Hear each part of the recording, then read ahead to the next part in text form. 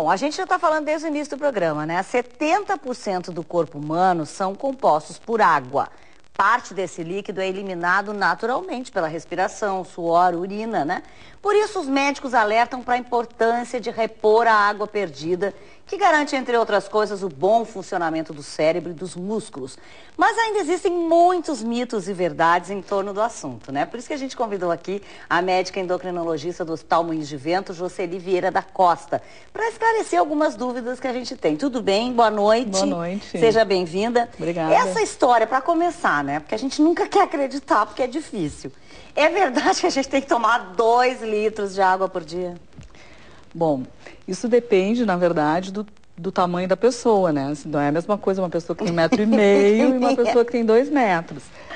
Na verdade, é mais ou menos por quilo de peso e pela quantidade de alimentos que a gente come. Então, seria mais ou menos 1 ml por calorias ingeridas por dia, por exemplo. Em média, isso dá 2 litros, mas não é um padrão tão fixo assim.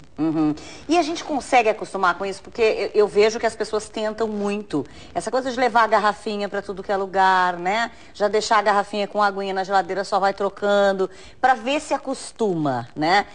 Isso, assim, funciona em maioria ou as pessoas ainda não estão conseguindo?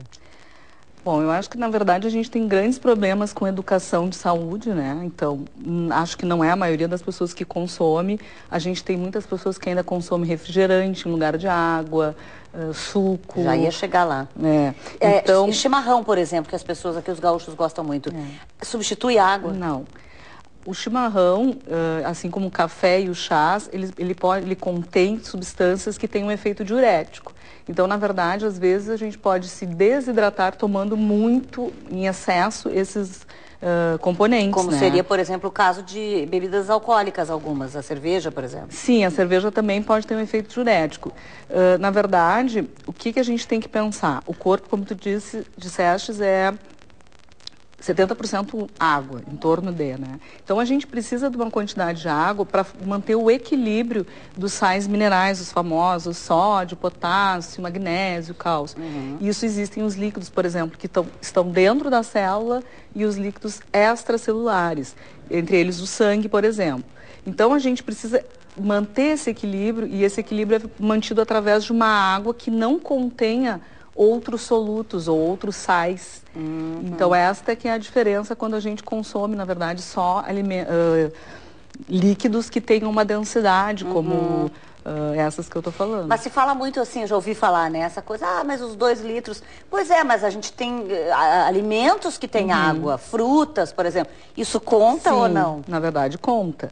Conta os alimentos, por exemplo, um caldo de feijão, uma sopa, é um volume de líquido, em média. Mas é importante o consumo de água pura também, não só a água que está dentro desses outros alimentos. Por isso, dentro dessa ideia que eu estou falando, porque tem que haver um equilíbrio. Claro que o corpo é muito inteligente, então em algumas circunstâncias a gente vai fazer esse balanço naturalmente. Por exemplo, através do suor, né? Através da sede, embora a sede já seja um sinal de que a gente poderia ter tomado água um pouquinho antes. A sede já é um sinal de déficit. E eu até te perguntei aqui no início do programa, antes no intervalo, eu tenho mais sede durante o inverno. Isso é comum? Porque me parece que as pessoas bebem mais água no verão. Na verdade, é possível que no verão a gente esteja mais atento a ficar tomando água.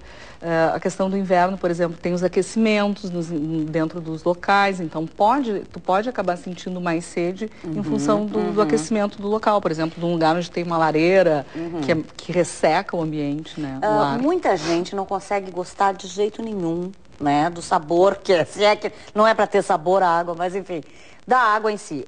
Água com gás pode ser ingerida, faz o mesmo efeito? Na verdade, não existe nenhum estudo científico que diga que a água com gás prejudique. Né? Eu acho que eu sempre digo para os pacientes 2 coisas. Uma que a gente tem que ter bom senso, então o equilíbrio é muito importante. A gente tomar 2 litros de água com gás por dia, é possível que a gente vai se sentir um pouco distendido e desconfortável. Assim como tomar 2 litros de algum refrigerante. E tem gente que toma. A questão do sabor é uma questão da gente acostumar. Eu lembro que eu não gostava de tomar água. acabei aprendendo a tomar água pura. Hoje eu atendo com um copo d'água e vou tomando água ao longo do dia. É uma questão de paladar, de acostumar. E se a gente não ingerir, tá? Um mínimo que seja, né, de líquido, de água, digamos isso, por dia, por exemplo, o que pode acontecer com o nosso organismo? Uma das coisas mais comuns são pedras nos rins, né? Que é a deposição desses sais que eu estava explicando, que se depositam na filtração do rim, que vai, vamos dizer assim, vai acumulando. Claro que isso também tem fatores genéticos, enfim, tem algumas outras coisas, mas é uma possibilidade.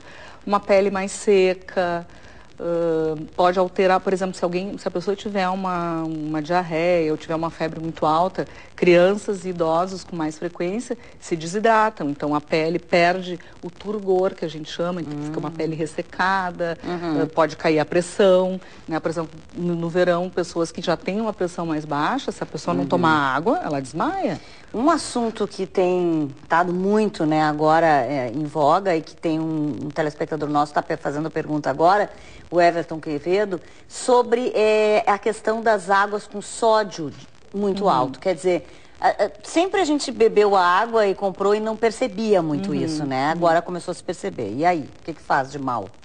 Na verdade, como eu disse antes, se a gente tiver um líquido que tem muito rico em algum desses sais, vai causar um desequilíbrio.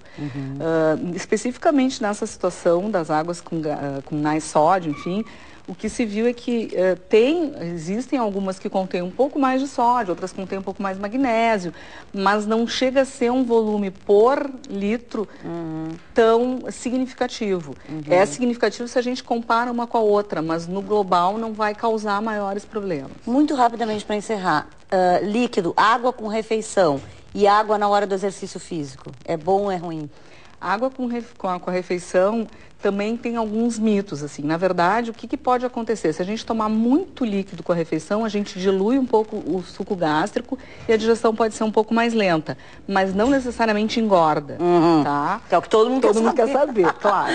Segunda pergunta, água com exercício, no meio, levar a garrafinha para correr. Tem que tomar, com certeza. Água no meio do exercício, principalmente em altas temperaturas, é importante. E no ar-condicionado também. O Adriano, nosso telespectador, está pedindo para mandar um beijo para a irmã dele, a Ângela, que só toma refrigerante. Ai, te entregaram, Ângela, tá? Não adianta. Cuidado com a saúde. É verdade. Gente, obrigada pela tua presença aqui. Espero que agora todo mundo beba mais água depois disso, né? Eu também espero que não substitua a água por refrigerante, que engorda. É verdade. Então tá, obrigada, querida. Boa noite para ti.